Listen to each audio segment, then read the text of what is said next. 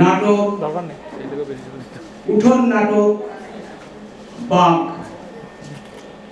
প্রযোজনা কাঁচরাপাড়া দৃষ্টি, নির্দেশনায় সুদীপ্ত দত্ত। আমি একটু, কারণ আপনাদের একটা অভ্যেস আছে, দীর্ঘদিনের অভ্যেস, মোবাইলটা সাইলেন্ট করবেন, কারণ উঠোন নাটক আপনাদের অনেকেরই দেখার অভিজ্ঞতা আছে। এই সাউন্ডটা কানে গেলে যারা এখানে অভিনয় করবেন, মানে এক একটা চরিত্রায়ন হয়ে উঠবার চেষ্টা করবেন, তাদের ব্যাঘাত ঘটে। আমরা যারা নাটক করি সেটা জানি, আপনারা দর্শক আমাদের সঙ্গে মিলেমিশে একাকার হয়ে যান।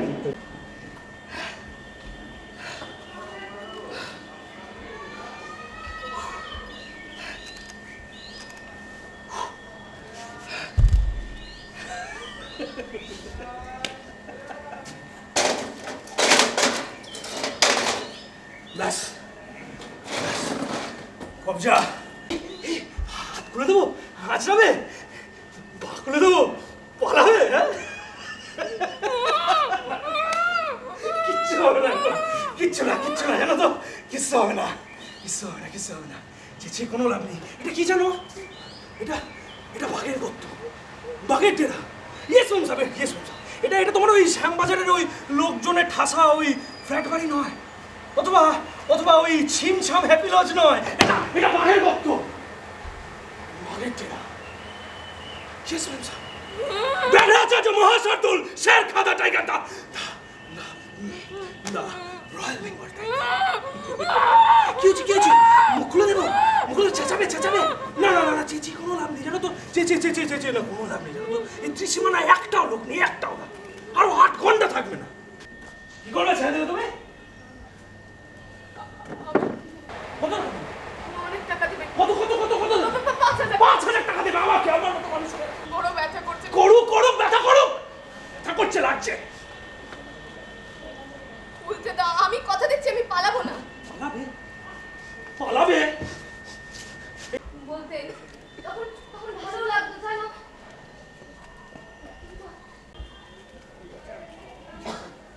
তোমরা মুখ্য তাই, তোমরা শুধু কথা বলো, বক বক বক বক বক করে কথা বলো। আমিও কথা বলি, জানো তো, আমিও কথা বলি, শুধু, তবে শুধু কথা, কাজ নয়, জানো তো। একটা কাজ চাই, একটা কাজ চাই, একটা কাজ চাই, জানো তো। সেটা জিজ্ঞেস করলে বোঝাতে পারো না। তোমাকে বুঝে কি লাভ হবে আমার? হ্যাঁ, ওই যে জীবনটাকে একটা সিলেবাসে বাঁধা যায় না, জীবনটা অনেক বড়, বিরাট, কত জটিল। আর ছেলে মেয়ে, ওকে বলছিলাম এই করো না।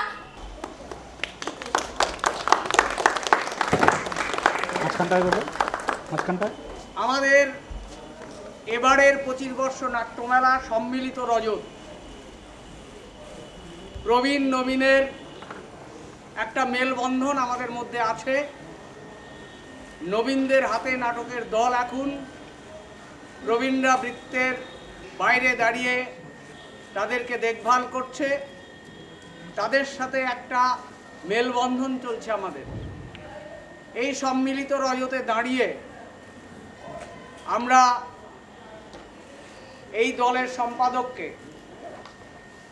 পুষ্পস্তবক দিয়ে বরণ করে নিচ্ছেন আমাদের প্রবীণদের পক্ষে এবং এই নাটকের দলের ফাউন্ডার মেম্বার প্রদীপ বিশ্বাস। আমি প্রদীপ বিশ্বাসকে এখানে ডাকছি।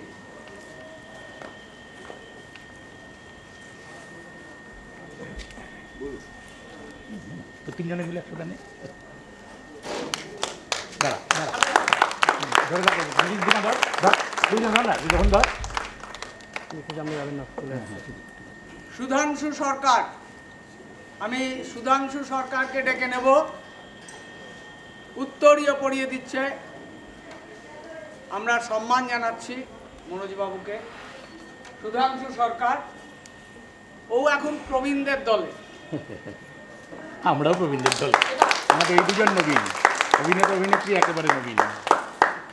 শ্যামল সাধু, অন্যতম প্রতিষ্ঠাতা সদস্য। মেমন্ত মনোজবাবুর হাতে তুলে দিয়ে এই দলকে আমাদের আত্মীয়তার বন্ধন আরো অটুট করবার আমরা চেষ্টা করছি। মাত্র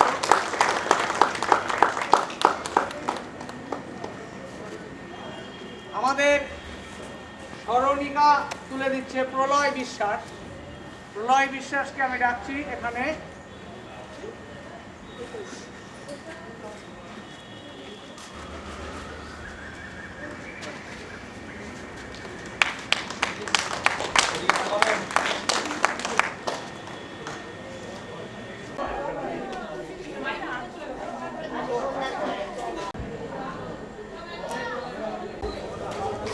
বলছে আমাকে বলেছে 3 ঘন্টা লাগবে আর আমি 3:30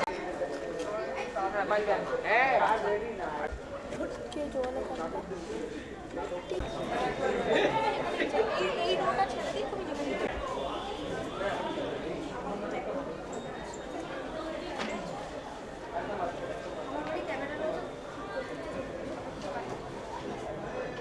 ওই তো শর্মিল বাদে ও কতবার হয়েছে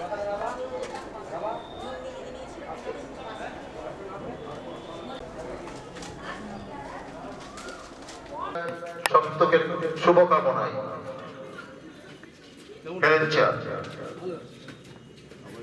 নবোন্মেষ শিক্ষা নিকেতন সরকারি চাকরির একমাত্র ঠিকানা। নির্দেশক অভিনেতা নাট্যকার খুব আনন্দের সঙ্গে ঘোষণা করছি উনি এসে গেছেন। আমাদের 25 বছর নাট্যমেলার উদ্বোধন প্রদীপ প্রজ্বলনের মধ্য দিয়ে করলেন। তাকে পুষ্পস্তবক দিয়ে আমরা একটু আত্মীয়তার বন্ধনে তাকে বাঁধতে চাইছি। প্রণয় বিশ্বাস আমাদের সম্পাদক এবং গুরু। প্রণয় বিশ্বাস তাকে পুষ্পস্তবক দিয়ে বরণ করে নিচ্ছেন।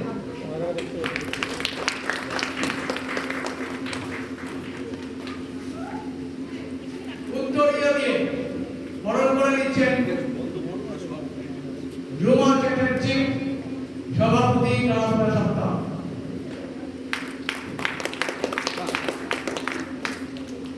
স্মরণিকা নীলাঙ্গ মুখার্জি, স্মরণিকা নীলাঙ্গ মুখার্জি।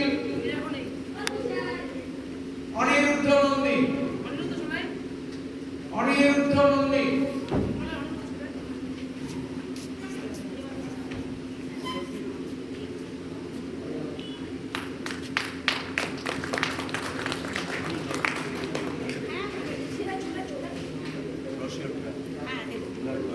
স্মরণিকা নীলাঙ্গ মুখার্জি।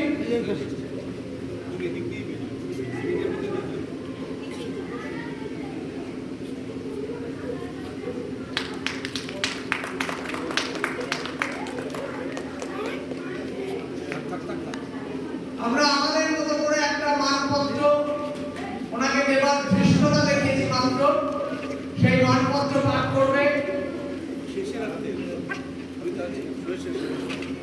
এটা এখন বাজে না অন্য কোনো আরো অনুষ্ঠান আছে আমি বলছি শোয়ের শেষে এগুলো করবো আমি একটু বলছি আমরা দলের সবাই দলের অনেক সিনিয়র আর্টিস্টরা আছে তারা সবাই অমিতাভদা আছে নরদা আছে আমি ছোটদের কথা বলছি না তারা অপেক্ষা করে আছে আমরা একটা ভালো প্রযোজনা আপ্রাণ চেষ্টা করব এখানে করার আমরা প্রস্তুত হয়ে এসেছি এবং আমাদের আশা করছি আমাদের মিনিট 15-র মধ্যেই শো শুরু করে দেব তো আপনারা একটু যদি ধৈর্য ধরে বসেন আমি দায় সারাভাবে আপনারা যে কজন এসেছেন তাদের সাথে আলাপ করতে চাই না আমি শোয়ের পর থাকবো আপনাদের সাথে কথা বলবো এই যে মিষ্টি মুখ সেটা আমি একা নয় সবাই মিলে মিষ্টি মুখ করবো দুটো কথা হবে কিন্তু এই যে শোয়ের তারা রয়েছে আপনারাও নাটক দেখতেই এসেছেন আমার কথা তো আর শুনতে আসেনি তো আমরা নাটকটা ভালো করে মঞ্চায়ন করি তারপর আমি থাকবো আপনাদের সঙ্গে বিস্তারিত আলাপ হবে কথা হবে যে কোনো জিনিসই দায় সারাভাবে করাটা ঠিক নয়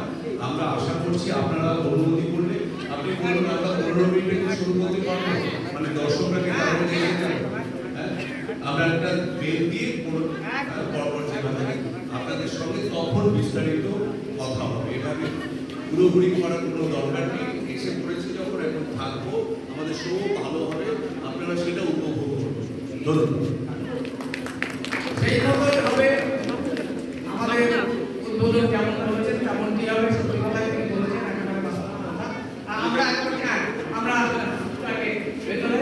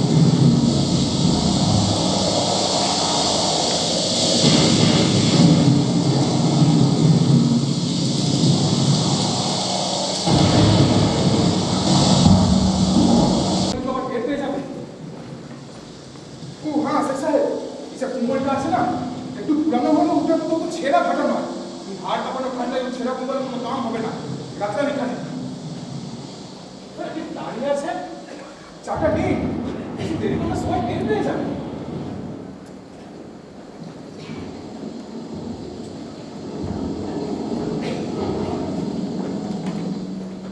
শেখ সাহেব যে কেউ তো অসহায় ভাববেন না পাকিস্তানের সেনাবাহিনীর সময় তো খারাপ মানুষ নয় এখানে 4 জন ভালো মানুষও আছে চলি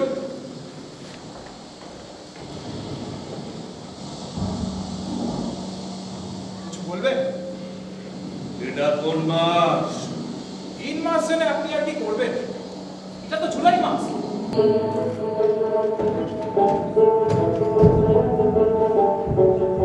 আজ এখন বঙ্গবন্ধু আর কিছুক্ষণের মধ্যেই আমাদের মধ্যে আয়া পড়বে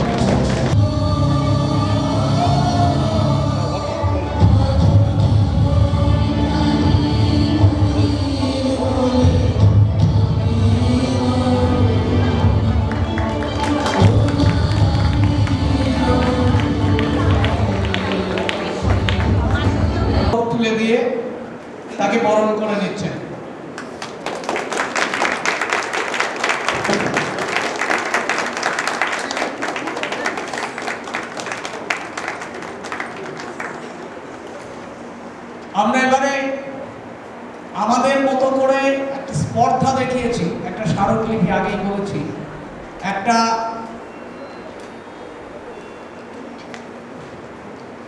আমরা একটা মানপত্র ওনাকে দেবার ধৃষ্টতা দেখিয়েছি। সেই মানপত্র পাঠ করবেন আমাদের এই দলের সদস্যরা।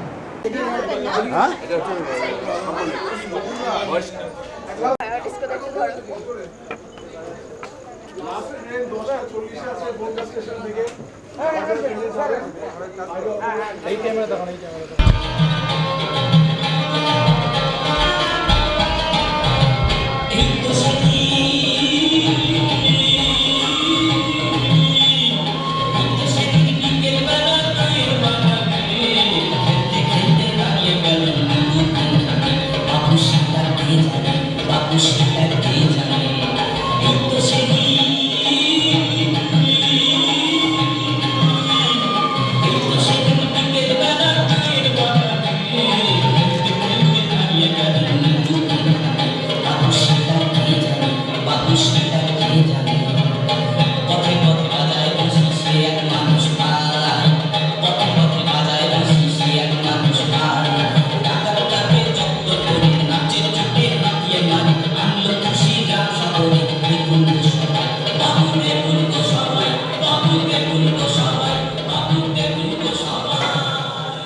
করিয়ে কিছু টাকা রোজগার করতাম, তাতেই কোনো মতে ঘুরিয়ে ঘুরিয়ে সংসার চলে যেত। তার মধ্যে সব মাস্ক, স্যানিটাইজার আর সোশ্যাল ডিস্টেন্সিং এর কোথায় সব মায়ের ভোগে। তো আপনারা কি ভাবছেন যে নাটক শুরুর আগে সব ভাট পাকা শুনে আমরা কি করবো? না না না, বিরক্ত হবে না প্লিজ। আমি পাগল নই, টাকা পয়সা চাইতে আসিনি, কেবল একটা পরামর্শ চাইতে এসেছি। একটা ভয়ঙ্কর দোটানার মধ্যে পড়ে থম মেরে আছি, বুঝলেন?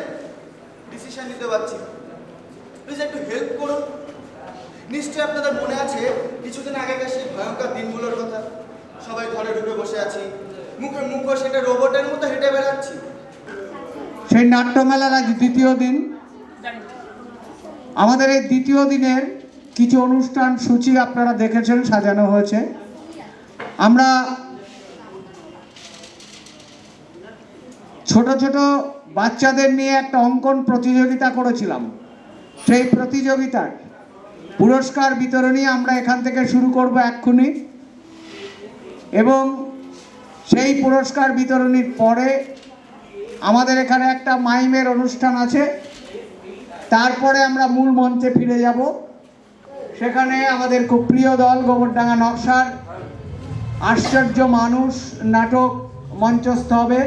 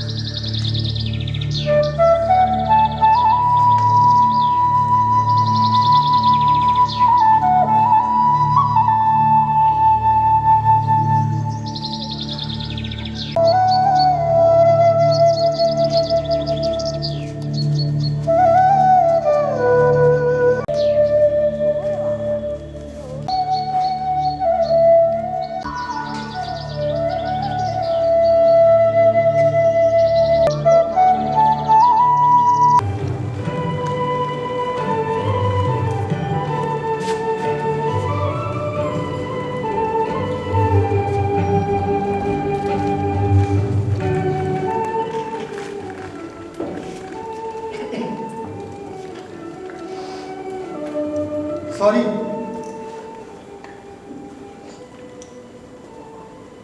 একটু দেরি হয়ে গেল না? সরি। ঠিক সময় চলে আসতাম জানেন। আর কি হয়েছে, বাড়ি থেকে বেরিয়েছি, হঠাৎ করে আমার নাকে একটা গন্ধ ভেসে আসে।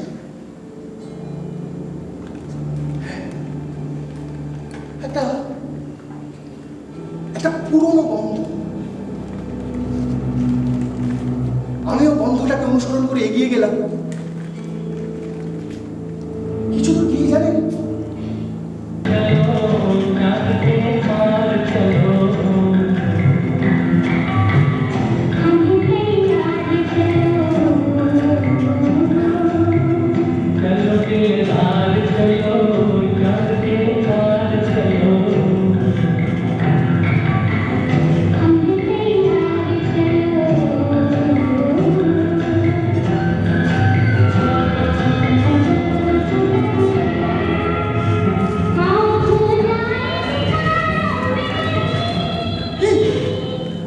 বাকি যায় রাজকুমারকে কি রোমান্টিক লাগছিল, তাই না? আর শাহরুখ খান দিল वाले दुल्हनिया শাহরুখ খান।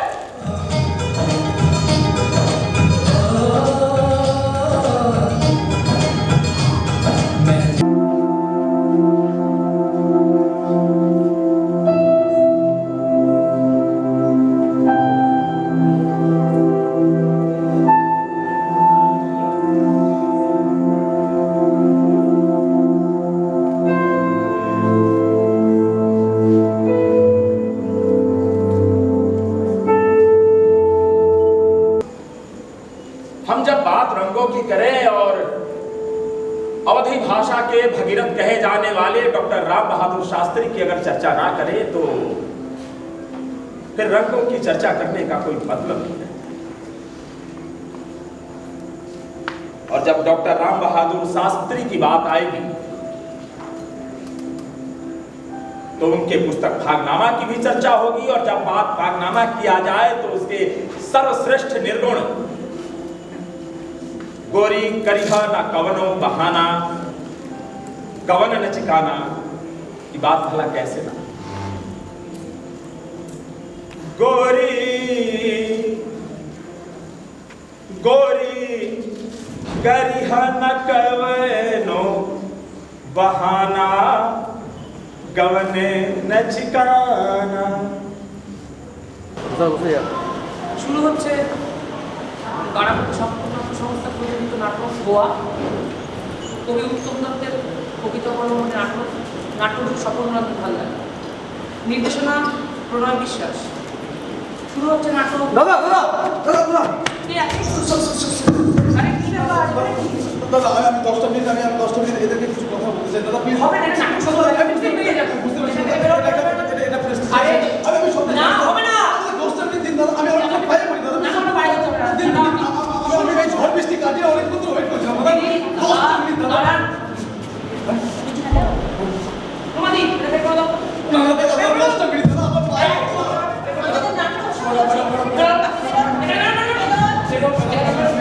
আরে আপনি বেরোন। আচ্ছা বলুন বলুন 10 মিনিট তো তার বেশি নয় তো। ঠিক আছে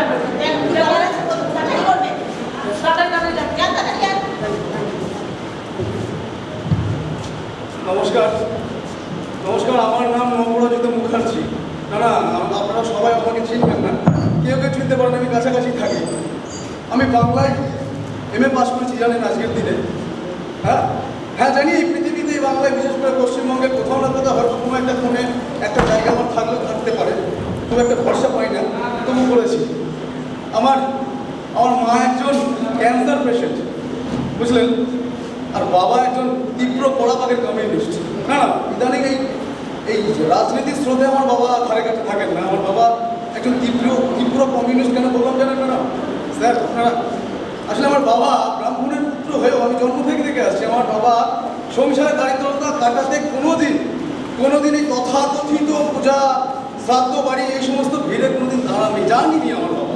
আমার বাবা কী করতেন, খবরের কাগজ জোগাড় করতেন, বিশ্বাস করুন, সারাদিন খবরের কাগজ জোগাড় করতেন, সেই কাগজ ময়দা আঠা দিয়ে বিভিন্ন রকম ওই সমস্ত সেই গাছের আঠা দিয়ে সারা সারা রাত ঠুঙ্গা বানাতে, সেই ঠুঙ্গা আবার বিক্রি করতে কোনো রকমে চলে যাচ্ছে না আমাদের এই 3টে পেট। আমি আমি আমি শিক্ষিত বেকার পরিবারের সবার থেকে, সত্যি বেকার।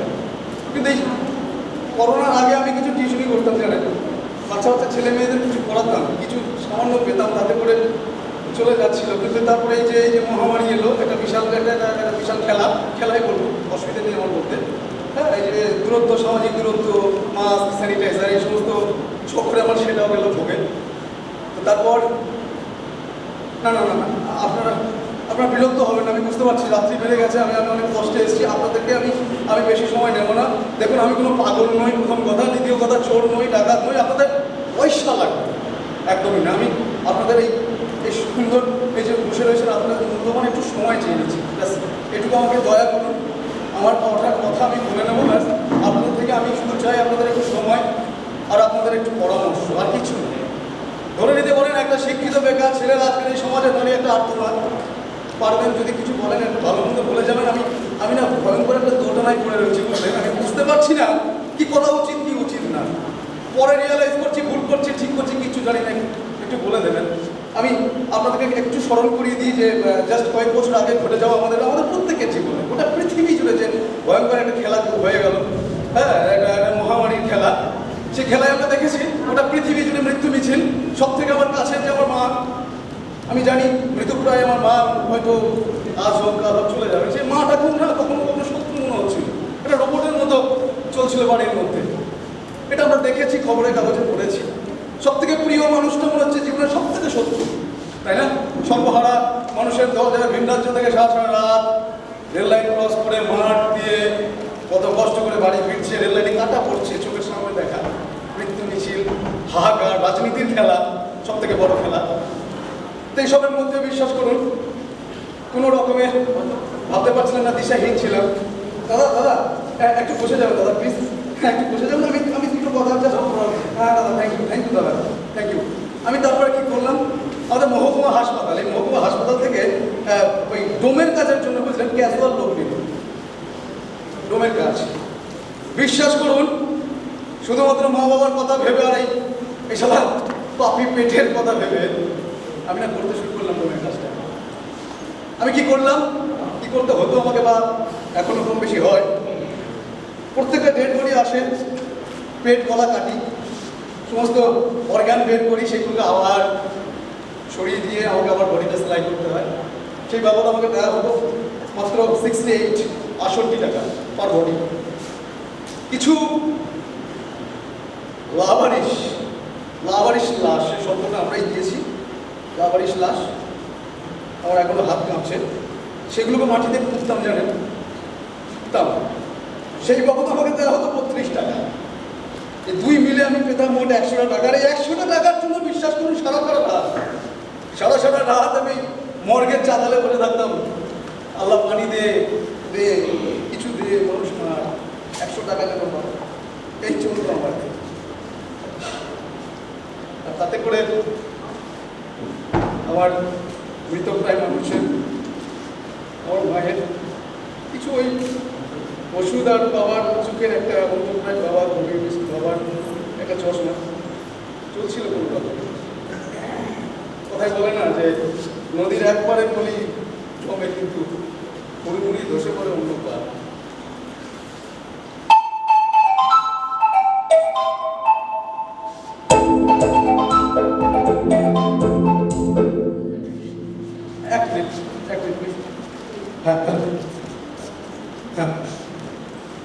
হ্যাঁ তুমি ঠিকই শুনেছো, না তুমি ঠিকই শুনেছো, তুমি কিছু ভুল বলছো না। আপনি আসুন শোনো, দেখো রাতারাতি তো চলে গেলো টিউশনিতে, ওটাই উপার্জনের একমাত্র মাধ্যম ছিল, তাই না? মায়ের এখন ওষুধ, 3 পেট, বাবার ওই, হ্যাঁ তো আমি বাবাকে ছাড়া তো কিছু করি না। বাবা কি বলবে বলো? বাবা বলেছেন বাবা দেখো কমিউনিস্ট মানুষ, উনি তো কিছু জানতে চাই করেন না, ওনার কাছে সব কিছু সমান, এই পৃথিবীতে যা কিছু চলছে একদম। তাছাড়া উনি বললেন সব কিছু, কোনো কাজ ছোট বড় হয় না। তাছাড়া এটা সেবামূলক কাজ, একদম সেবামূলক কাজ, সমাজ বন্ধুর কাজ, মানুষের উপকার। তুমি না করলে কেউ না তো করবে, যে করবে সেও তো মানুষ। আমি জানি, আমি জানি এটা বলার দরকার নেই এটা বলার যে তোমার বাড়ির লোক আমাকে মেনে নিচ্ছে না বা নেবে না। আমি জানি একটা ডোমের হাতে কোনো বাবা তার মেয়েকে দেয় না। আমি জানি এটা বলার দরকার নেই। কিন্তু এই মুহূর্তে দাঁড়িয়ে আমি যে জায়গায় আছি, হ্যাঁ, যে লড়াইয়ে লড়ছি, সেখানটাতে সেই মুহূর্তে দাঁড়িয়ে আমাকে এই মুহূর্তে কাজটা করতে হবে। গণপতা সপ্তম নাট্য সংস্থা আয়োজিত যে 25 বর্ষ নাট্যমেলা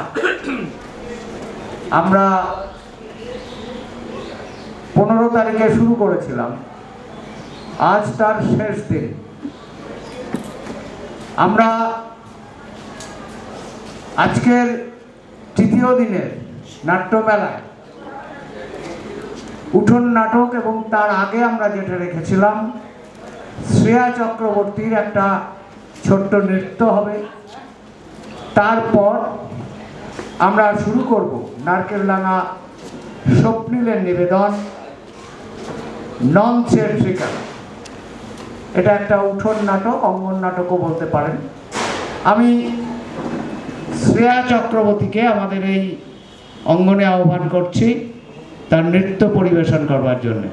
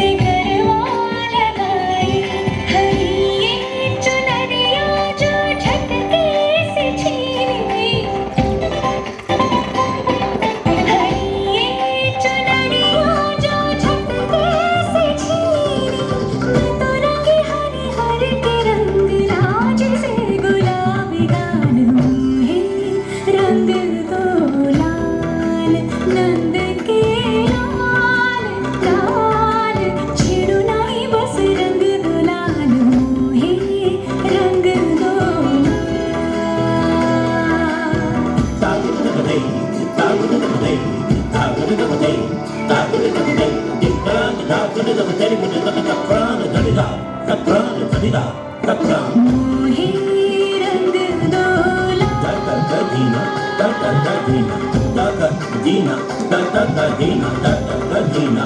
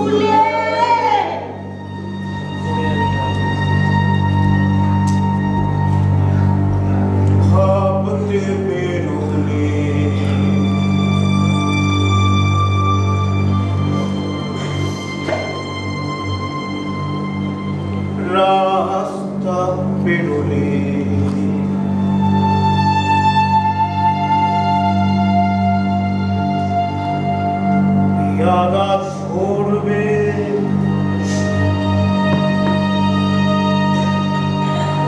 বেঘরে মরবে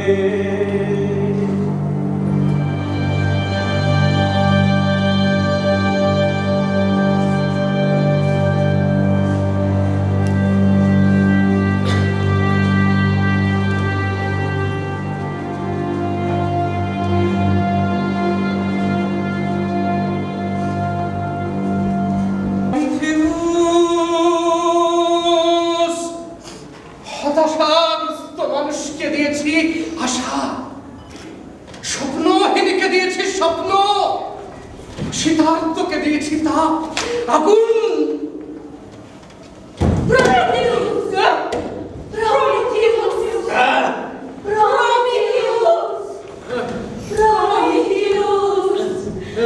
আমরা অস্ত্র ধরে রাখতে পারছি না, তোমার যন্ত্রণায় হৃদয় কেঁপে উঠছে আমাদের। তারপর তো ওকে আমেরিকান প্রশাসন অ্যারেস্ট করলো জ্ঞান বিতরণের অপরাধে। 2 বছর ধরে বিচার চলল। এত ভারী অপরাধ, এত ভয়ঙ্কর ক্রিমিনাল ছিল অ্যারন সোয়ার্জ, আমেরিকান প্রশাসন, আমেরিকান বিচার ব্যবস্থা রায় দিল 35 বছরের জেল আর $10 লক্ষ জরিমানা। তবুও ভেঙে পড়েনি অ্যারন, কারণ বিশ্বাস ছিল যা করেছে মানুষের জন্য করেছে। ও বান্ধবীকে বলেছিল যে খুব শিগগিরই আমরা বিয়ে করে ফেলব, আমাদের ছোট্ট ফ্ল্যাটে বেশি লোকজনকে ডাকবো না আমরা। কিন্তু বিয়েটা হয়নি শেষ পর্যন্ত, কারণ একদিন সুন্দর সকালে দেখা গেল অ্যারনের নিজের ফ্ল্যাটে ওরই কোমরের বেল্ট দিয়ে সিলিং থেকে ঝুলে রয়েছে অ্যারন সোয়ার্জ। কোনো সুইসাইড নোট অবশ্য পাওয়া যায়, তবে আত্মহত্যাই হবে, কি বল? এছাড়া আর কি হতে পারে বলুন? আধার ছিন্ন করে তুমি মেলে দিলে দুহাত, কি করে আমি বলো যাব তোমার কাছে,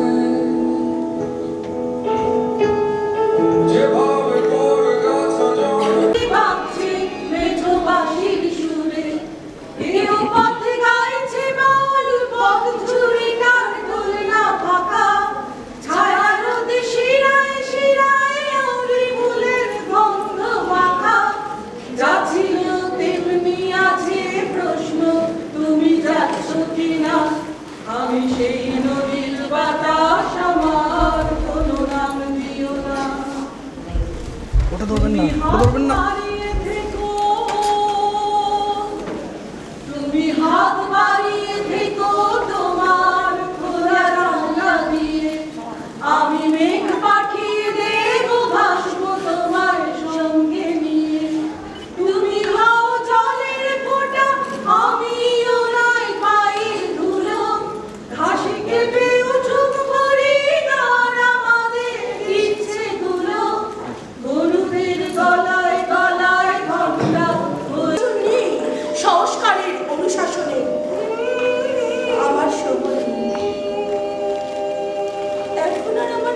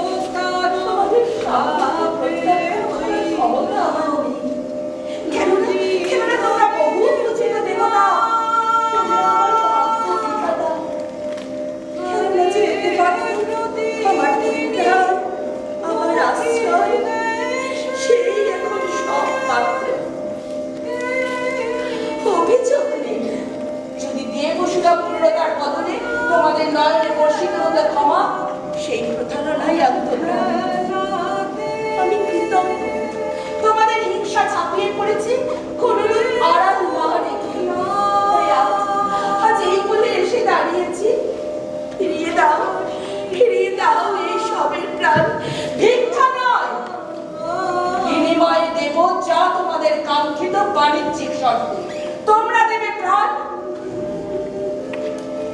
আর আমি দেব হাতে কিছুই নেই, তাই আমার যৌবন আমার কামনীয় নেই।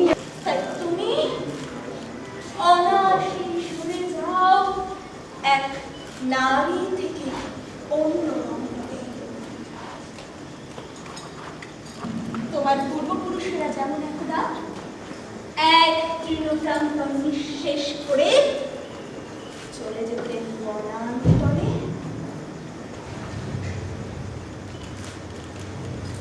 এই দ্রুত সভায় দাঁড়িয়ে আমাকে জানতে হলো